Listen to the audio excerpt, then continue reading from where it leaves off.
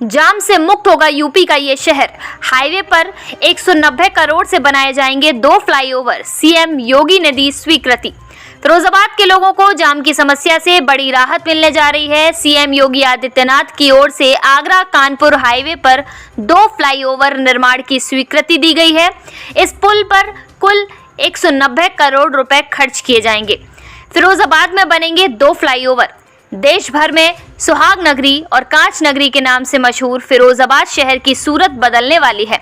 योगी सरकार शहर से होकर गुजरने वाले नेशनल हाईवे पर 2 फ्लाईओवर का निर्माण कराने जा रही है।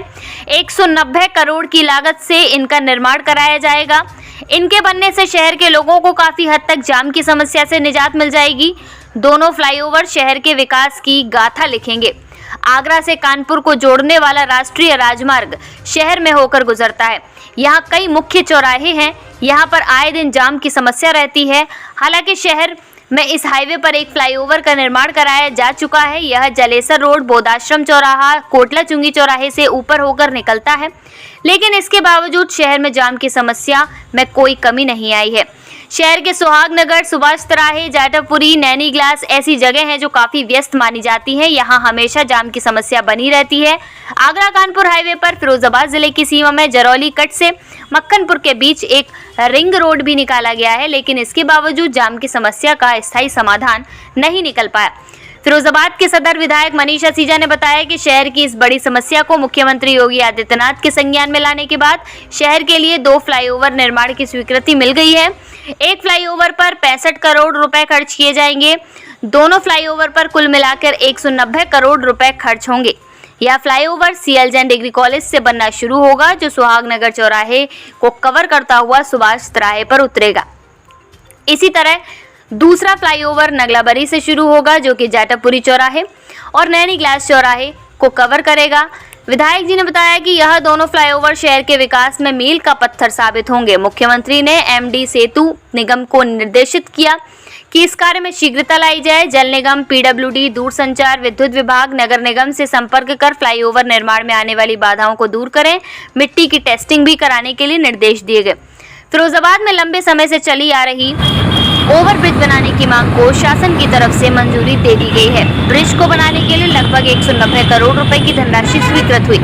इस ओवरब्रिज निर्माण के साथ शहर की प्रमुख सड़कों पर आने वाले दिनों में मार्ग में लगने वाला जाम से मुक्ति मिल जाएगी।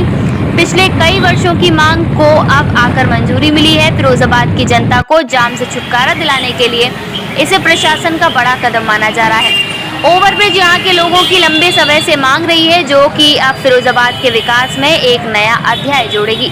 जानकारी के अनुसार overbridge CL Jain degree college के सामने से चढ़ेगा। जैन मंदिर, नगलाबरी, सुहागनगर चौराहा, सुभाष तिराहे से होता हुआ एसपी सिटी ऑफिस के सामने तक और नगलाबरी, जाटापुरी चौराहे को क्रॉस करता हुआ रसूलपुर थाने से पहले जाकर उतरेगा। जाम की समस्या से मिलेगा छुटकारा।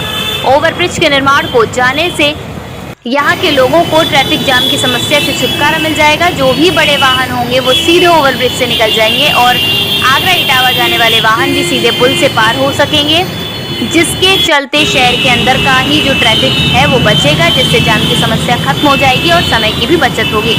दरअसल सदर विधायक मनीष असीजा इसके लिए काफ़ी लंबे समय से पहल कर रहे थे। इसके लिए वे लगातार शासन से और सदन में सड़क की समस्या को उठा रहे थे। जब शासन से मोहर लगा दी है तो जनता को सीधे इससे लाभ मिलेगा। शहर में लोगों को आए दिन लगने वाले इन स्थानों के जाम से निजात मिल सकेगी, जो व्यवसाय के लिए भी, शहरवासियों के लिए भी अच्छा होगा।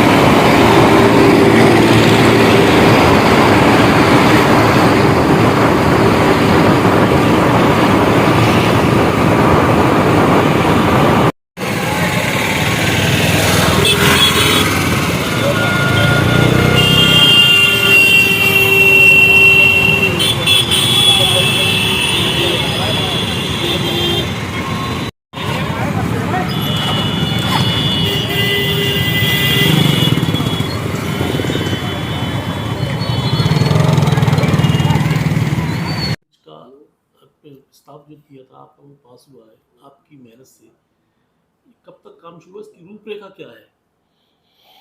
देखिए, इसकी रूपरेखा इस प्रकार से आप समझ सकते हैं कि आबादी बढ़ रही है। जो शहर है हमारा, वो सैकड़ों वर्ष पुराना है और इस पे यातायात की समस्या के विभिन्न तरीके और विभिन्न सामाजिक लोगों की आवाज़ें भी उठती हैं। तो इस पे मैं लंबे समय से काम कर रहा हूँ। इसी काम की एक श्रृंखला थी जब रेलवे के किनारे के रास्ते निकाले। फिर इसी काम का एक जुड़ा हुआ हिस्सा था कि जो सीएलजन का चौराहा है उसके दाईं और बाईं तरफ आप देखें तो उधर तो बम्बा बाईपास तक और इधर हमारा वो है सुहागनगर सेक्टर नंबर 4 मुरली नगर, वहाँ तक का पूरा एक 8 किलोमीटर का बाईपास बना। ये बम्बा बाईपास की पटरी केवल 3 मीटर की थी, आज 7 मीटर की हो गई आपसाबाद से लेके वहाँ तक की। तो ये क्या है कि कोटला रोड का चौराया था, उसको अगर आपको देखा वो 4 लेन होके आगे तक चनौरा तक गया। और इस सबसे महत्वपूर्ण काम 2016 में माननीय गडकरी जी को हम लोगों ने बुलाया था, आपको याद हो, तो ये एक 20 किलोमीटर का जरौली से मक्खनपुर का 6 लेन का एक बाईपास बना। तो इससे क्या है, धीरे धीरे प्रेशर लोड कम हो, ऐसी हमारी चिंता थी। अब स्थिति ये हो गई है कि सुभाष तिराया जैन मंदिर का आप कभी भी आ जाओ या चले जाओ, रेड लाइट भी लग गई है जो आज लगना ज़रूरी भी है। सामने मेडिकल कॉलेज है, अंदर की तरफ जाओ तो नगर निगम है, स्टेशन रोड है, बस अड्डा है, मेन बाज़ार है। उसके बाद आप आगे चले जाओ तो बरी के नगले के चौराहे का क्या हालत है। उसके बाद आप और आगे चले जाओ तो जाटवपुर की पुलिया है। उसके बाद नैनी ग्लास का चौराहा है। ये सब परमानेंट जाम रहते हैं और आने वाले दोनों तरफ गहरी आबादी है। आने वाले समय में और अधिक ये ट्रैफिक बढ़ना है और ट्रैफिक का लोड भी बढ़ना है, दुर्घटनाएं भी होती हैं, संभावनाएं भी बढ़ती हैं। तो इस कारण से लगातार हमारे दिमाग में ये बात थी कि यहाँ पर सुहागनगर से उठता हुआ सुभाष तिराहा सुहागनगर को नीचे ले लेगा। ये उठाने की बात है महावीर वाटिका से, सीएलजन के थोड़े से आगे से, तो उसमें सुहागनगर चौराहा भी आ जाएगा, फिर सुभाष तिराहा भी आ जाएगा और इसको उतार देंगे एसपी सिटी कार्यालय के सामने 5 मीटर का। बगल में 5-5 मीटर की सड़कें रहेंगी। फिर ये वहाँ से आगे चढ़ेगा तो बरी के नगला से फिर इसको आगे लेंगे तो बरी के नगला से जाटवपुरी का चौराहा है, फिर नैनी ग्लास का चौराहा पार करते हुए ये उतर जाएगा। तो हमें जिनको सीधा जाना है वो सीधे निकल जाएंगे, जो नीचे जाने हैं वो नीचे चले जाएंगे। तो इसके लिए पहले क्या होता है, ये लगभग 200 करोड़ के प्रस्ताव है। कोई ऐसा तो है नहीं मांग उठा दी कुछ कर दिया, बाकायदा इसकी पहले हमने जांच करा के इसकी यहाँ की स्थिति बताई। स्थिति सही पाई गई तो इस पर फिजिबिलिटी रिपोर्ट बनी। फिजिबिलिटी रिपोर्ट बनी तो विभाग ने इस बात पर सहमति दी कि ये बनने योग्य है, तो इसको कार्य योजना में सम्मिलित किया जाए। अब अगर कार्य योजना में सम्मिलित किया जाए तो उसके लिए इसका डिजाइन बने, तो डिजाइन भी बना।